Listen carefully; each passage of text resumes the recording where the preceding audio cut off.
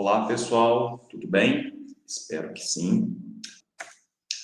Bom, pessoal, nós temos que entender que o sistema reprodutor masculino, ele é um conjunto de órgãos que apresenta algumas funções que são deveras importantes para o funcionamento e perpetuação da nossa espécie. A primeira coisa que nós temos que entender é que o sistema reprodutor masculino, ele é o responsável pela produção de gametas masculinos, ou seja, responsável pela produção de células que vão levar à reprodução. No caso aqui, o gameta masculino é o espermatozoide. Esse espermatozoide, por sua vez, é produzido no testículo e deve passar por um longo caminho até ser expelido para o meio externo, obviamente. Além disso, o sistema reprodutor masculino é responsável pela produção de hormônios. Nesse caso, nós temos o hormônio masculino, generalizado aqui, chamado de testosterona. Essa testosterona é responsável pelas características sexuais masculinas secundárias. Isso vocês vão estudar um pouco mais profundo na parte fisiológica. Além disso, o sistema reprodutor masculino vai fazer a secreção, ou produz e secreta, substâncias por meio das glândulas acessórias. Essas glândulas acessórias vão dar suporte ao espermatozoide para ser enviado e, claramente, fazer a reprodução. Com isso, nós temos a produção do sêmen, lembrando que o sêmen nada mais é o conjunto de espermatozoide, mais a secreção dessas glândulas acessórias. E, claro, por meio do sistema reprodutor masculino, tem a liberação para o meio externo dessa substância, ou seja, do sêmen. Esse processo é chamado de ejaculação. Bom, observem claramente que nós temos os órgãos sexuais masculinos externos, e nesse caso, o escroto e o pênis propriamente dito, e nós temos uma parte interna que está localizada dentro da cavidade pélvica masculina. Então, observem que o escroto, ou a bolsa escrotal, como o próprio nome diz, funciona como uma bolsa. Dentro dessa bolsa, nós vamos ter o testículo, claramente, que dentro da bolsa em si, grande parte, ela é composta pelo testículo. No entanto, existem estruturas que vão passar para chegar até o testículo.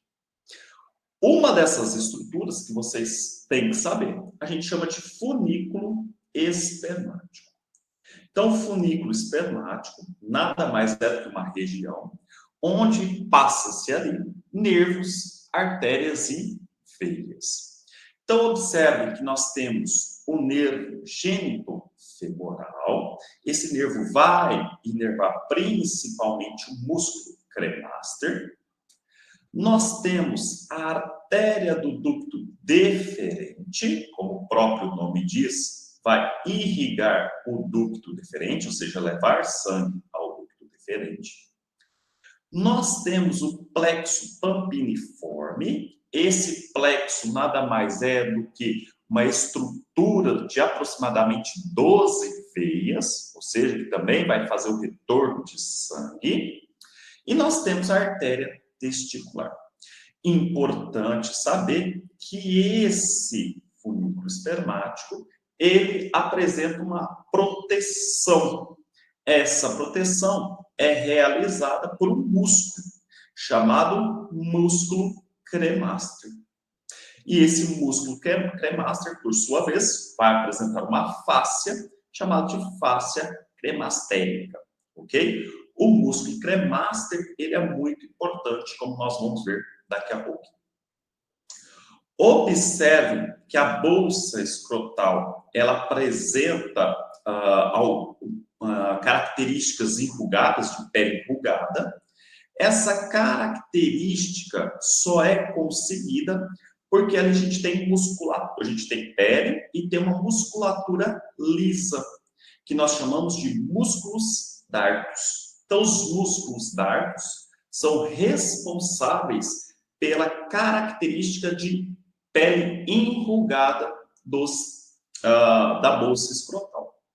E observe, isso é muito importante, porque juntamente o músculo cremaster e o músculo darto vão ser responsáveis ou vão ter ações fisiológicas para manutenção da temperatura do testículo. O que eu quero dizer é que quando está calor, o músculo cremaster, juntamente com os músculos dartos, eles relaxam. E quando nós estamos numa temperatura mais fria, o músculo cremaster, juntamente com os músculos dartos, eles contraem. Tudo isso para causar manutenção da temperatura. Vamos lembrar que o testículo ele tem que ter aproximadamente 1 grau Celsius abaixo da temperatura corporal. E claramente o meu testículo ele vai ter os seus devidos revestimentos, conforme nós vamos ver mais à frente. Uma aplicação clínica, principalmente em relação ao folículo espermático, é a presença de varizes. Ou seja, aqueles vasos que estavam contidos ali no folículo espermático, principalmente o plexo pandemiforme, ele pode sofrer um processo de varize. Esse processo de varize ali nesses vasos é chamado de varicocele.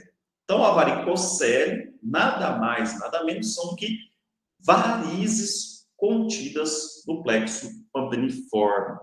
E isso aqui é também chamado de saco de vermes, ou seja, às vezes elas ficam acumulando muito sangue. Isso dá um aspecto de vermes, né? Então, a varicocele nada mais é do que as veias contidas no folículo espermático que ficam dilatadas. E elas trazem uma característica semelhante a essa da foto. Os testículos propriamente ditos, então vamos lembrar que os testículos eles estão dentro do escroto, como eu falei para vocês, eles ocupam grande espaço, e nesse corte transversal nós podemos ver a estrutura dele propriamente dito. Observe que o meu testículo ele vai apresentar os túbulos seminíferos contorcidos. É aqui aonde acontece a grande produção de espermatozoides e hormônios. Como o próprio nome fala, eles são túbulos que ficam contorcidos. Então, eles podem ter aproximadamente 50 centímetros. No entanto, quando você compacta eles, eles ficam contorcidos. Observem que esses túbulos contorcidos, eles estão inseridos, ou eles estão dentro do lobo do testículo. Então, observe, aqui nós temos um lobo do testículo, aqui nós temos outro lobo do testículo, aqui nós temos outro, temos outro, temos outro. E observe que um lobo é separado do outro por meio dos septos. Então, o septo nada mais é do que um corte, ou uma divisão do próprio testículo. Então, como se a gente fosse compartimentar cada um. Então, cada um é compartimentado ou é dividido em lóbulos. Esses lóbulos apresentam os septos, que vão dividir cada um deles. Observe que esses túbulos seminíferos contorcidos, eles vão convergir para apenas uma saída, cada um deles. E aqui nós temos, então, a presença dos túbulos seminíferos retos. Esses túbulos seminíferos, aqui eu estou mostrando um túbulo seminífero reto, aqui outro, teria que ter outro aqui, outro aqui. Eles vão convergir para uma região chamada de mediastino do testículo. Nesse mediastino do testículo, eu vou ter a rede do testículo, que é a rede de convergência para a qual o espermatozoide vai passar. E observem aqui nessa rede de testículo que eles vão convergir novamente para o epidídimo. Eles convergem para o epidídimo por meio dos ductos eferentes do testículo. Então vamos lá. Qual o caminho que o espermatozoide normalmente tem que fazer até chegar no epidídimo? Túbulos contorcidos, ou túbulos seminíferos contorcidos, túbulos seminíferos retos, rede do testículo, e aí nós temos ducto eferente do testículo, até chegar no epidídimo. Muito bem. Observe que o meu testículo tem algumas camadas que são importantes, certo? São camadas que a gente chama de camadas protetoras. Nós temos uma muito importante, chamada de túnica albugínea. Observe que a túnica albugínea é a túnica que está em contato direto com todo o meu testículo, a camada mais interna. E eu tenho outra camada, chamada de túnica vaginal. A túnica vaginal, ela é mais externa do que a túnica albugínea.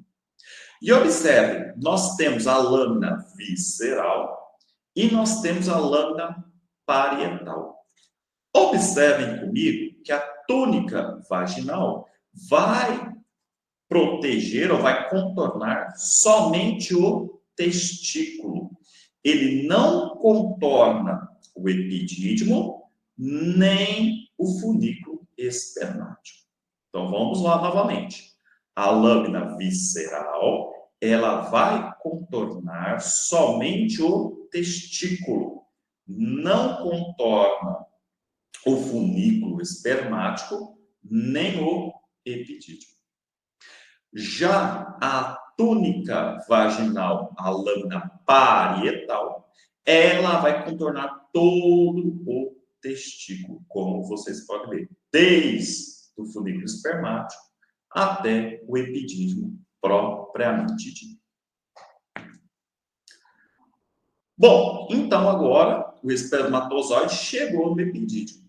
O epidídimo, por sua vez, ele é dividido em 3 partes. Nós temos a cabeça do epidídimo, nós temos o corpo do epidídimo e nós temos a cauda do epidídimo. Então, observem comigo aqui nessa outra figura. Nós temos os túbulos seminíferos contorcidos, os retos, a rede testicular e os ductos eferentes, ou ductos eferentes. Esses ductos eferentes vão convergir para o epidídimo, para a cabeça do epidídimo. Posteriormente, essa cabeça do epidídimo converge para apenas um canal, que vai ser o corpo do epidídimo. E, por fim, aqui embaixo, nós vamos ter, na parte inferior, nós vamos ter a cauda do epidídimo. Então, a cabeça, ela recebe os espermatozoides, advindo dos ductos eferentes, o corpo inicia distalmente ao último ducto. Então, aqui nós temos o último ducto. Então, distalmente é isso. Nós temos o corpo. E a cauda vai ser a principal região envolvida no armazenamento de espermatozoide. Muito bem. Agora, pessoal, eu vou ter um canal que vai levar esses espermatozoides até o pênis para que ele possa ser expelido. Esse canal que vai vai realizar essa situação é o canal deferente, ou ducto deferente. Então, ele tem origem na cauda do epidídimo e ele vai ascender, então ele vai subir para o interior da cavidade abdominopélvica. E ele aqui, obviamente, ele passa pelo funículo espermático. Olha que interessante, esse ducto deferente, ele vai passar para a parte de trás da minha bexiga, ou seja, vai passar para a parte posterior da bexiga, certo? E, obviamente, ao lado dos ureteres. Então, aqui eu tenho a bexiga, aqui eu tenho os ureteres, e aqui eu tenho o canal deferente passando. E observem, quando ele chega na região posterior, ou seja, na região de trás da bexiga, esse canal deferente ele vai sofrer uma ampliação, uma expansão.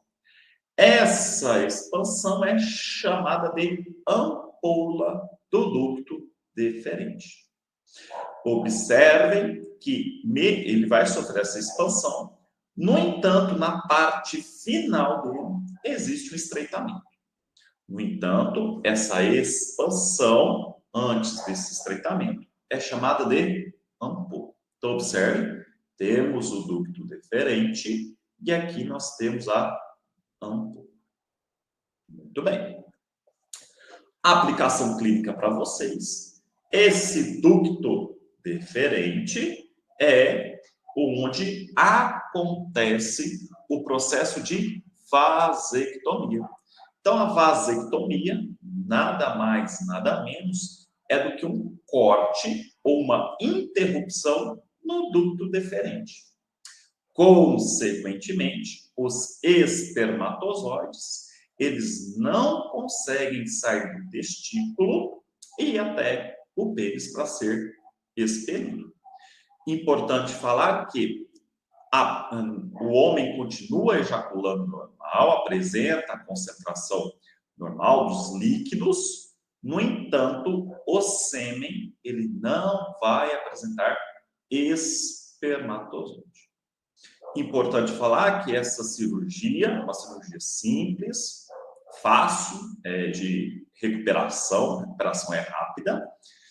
No entanto, e além disso, ela é reversível. Então, o homem consegue reverter essa situação. E é muito mais fácil do que a laqueadura na mulher. E vamos lembrar que a produção de hormônios masculinos, a testosterona, ela não é ela não é prejudicada pela vasectomia. Ou seja, o homem continua produzindo hormônios sexuais masculinos normalmente. Observe, então, pessoal, que a gente está olhando aqui a visão posterior da bexiga, ou seja, isso que é a parte de trás da bexiga. Nós temos o ureter, nós temos o ducto deferente, ampola do ducto deferente. Observem que lateralmente ao ducto deferente, nós temos a primeira glândula acessória, chamada de glândula seminal. Essa glândula seminal, ela vai contribuir e muito, ela é muito secretora, ela vai aumentar e muito o volume do sêmen. Ela contribui de aproximadamente a 50% até 70% do volume do sêmen. E aqui é importante porque essa glândula ela vai secretar o material mucoso contendo frutose, ácido cítrico e outras substâncias nutritivas para o espermatozoide, para que ele possa conseguir sobreviver e claramente fazer a sua função de fecundação. Então, observem que a glândula seminal está lateralmente localizada em relação ao ducto deferente. Venham comigo, não se percam, pessoal, que nós temos um caminho de encontro entre o canal deferente e a vesícula seminal. Esse canal de encontro entre essas duas estruturas é chamada de ducto ejaculatório. Então, ducto ejaculatório nada mais é a região de encontro que nós temos entre o ducto deferente e a vesícula seminal. Ok? Ela tem aproximadamente 2 centímetros e vai penetrar na parede muscular da próstata e vai esvaziar na uretra. Então, nada mais, nada menos, a junção da ampola do ducto deferente e o ducto exterior da vesícula seminal. Nós temos, posteriormente, uma glândula muito importante, uma outra glândula acessória, chamada de próstata. Então, a próstata, ela tem uma função também muito importante, porque ela secreta o líquido prostático, que é uma substância levemente ácida, que vai contribuir com até 30% do volume do sêmen.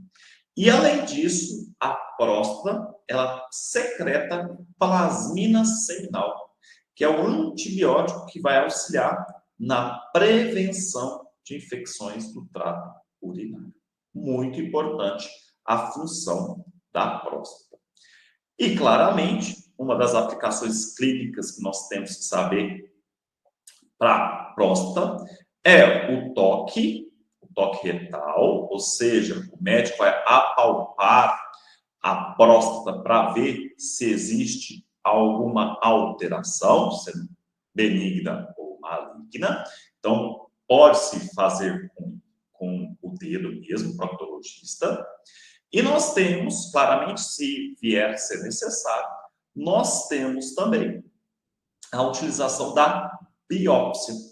A biópsia nada mais é do que um ultrassom transretal que vai coletar material advindo da próstata. A partir disso, consegue-se fazer a biópsia. Então, são duas aplicações clínicas que vocês têm que saber a localização da próstata propriamente dita, que está localizado anteriormente ao reto.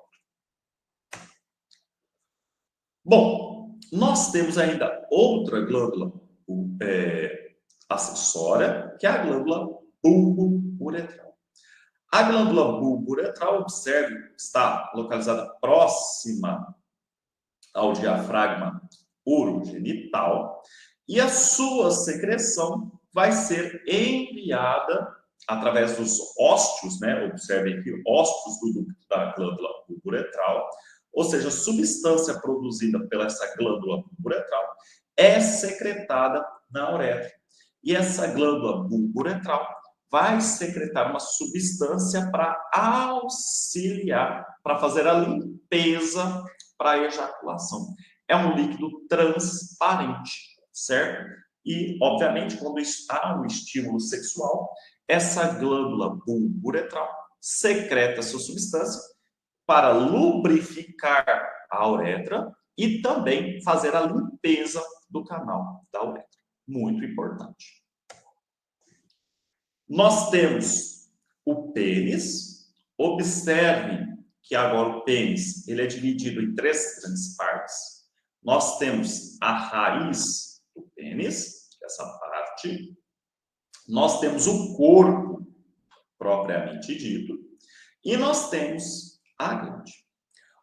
Vamos observar, pessoal, que a raiz do pênis ela é formada pelo ramo do pênis e pelo bulbo do corpo esponjoso. Observe que o ramo do pênis ele vai ter inserção lá no ramo do pubis, certo? Que é essa estrutura óssea que nós temos aqui. E o bulbo do pênis está localizado entre as duas estruturas. Observe que o ramo do pênis vai ter substâncias não, vai ter corpo cavernoso, enquanto que o bulbo do pênis vai ter a parte esponjosa, ok? Claramente, na parte esponjosa, nós vamos ter a cabeça do pênis, também chamado de glande do pênis. Observem aqui, então, nessa figura, que o pênis apresenta a glande, que é uma projeção, que é a cabeça propriamente dita. Nós vamos ter uma fissura, um lugar de saída, que é chamado de ósteo externo da uretra. Neste ósteo externo da uretra é onde existe a saída de urina e de sêmen propriamente dita. Além disso, existe uma estrutura que vai contornar a glande, que nós chamamos de coroa da glande. E, obviamente, temos a presença de pele. A pele que está ali recobrindo o pênis é chamada de prepúcio do pênis. Obviamente, existem situações em que existe uma quantidade aumentada do prepúcio. Essa quantidade aumentada não leva a prejuízo funcional. No entanto, por questões de higiene e evitar a dor durante a relação sexual, faz a retirada desse excesso de pele, que é o processo de fimose. E observe que nós também temos o frênulo do prepúcio, ou seja, é o local para evitar que essa pele fique esticada em excesso. Além disso, observe que nós pegamos o pênis aqui e fizemos um corte, certo? E quando olhamos de forma estrutural, observem aqui que nós temos os corpos cavernosos, que são corpos esponjosos.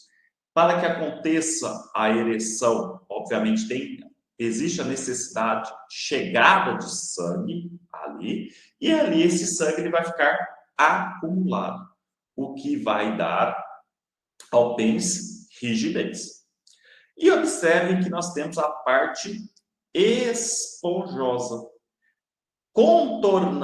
A parte esponjosa vai estar contornando a uretra.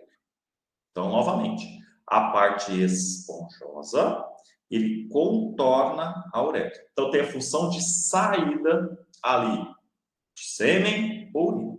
Enquanto que a parte cavernosa tem a função de rigidez, dando ereção. Então, aqui só para mostrar a vocês, então nós temos o ramo, a raiz do pênis, que é composta por ramo, aí nós temos o ramo direito e esquerdo, e nós temos o bulbo do pênis.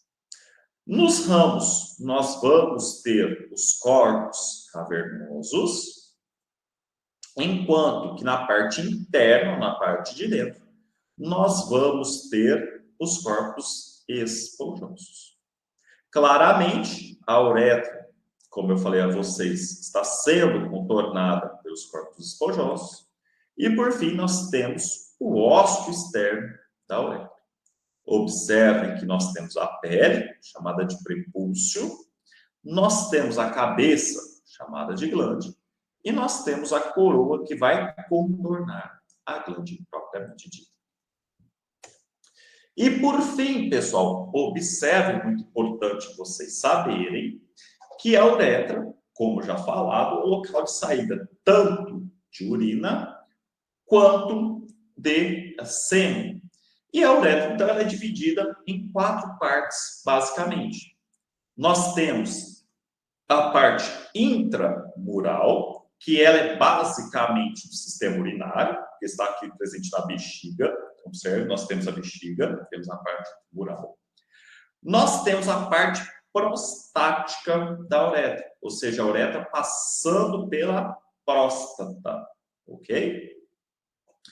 Posteriormente, nós vamos ter a parte membranácea, observem aqui. Observe que nós temos as glândulas bulburetrais aqui. Essa parte membranácea é uma das menores partes que nós temos. E, por fim, nós temos a parte esponjosa da uretra. Então, novamente, Nós temos 4 partes, a uretra é dividida em 4 partes. Uma parte que é ligada ao sistema urinário, ou seja, lá da bexiga, que é a parte intramural. Nós temos a parte da uretra que passa na próstata, e aqui ele já recebe tanto urina quanto parte de reprodução, parte reprodutória, de reprodução, perdão. É chamado de parte prostática da uretra. Nós temos a parte membranácea da uretra, que está abaixo da próstata. E nós temos a parte esponjosa, que é uma das maiores partes que praticamente está no pênis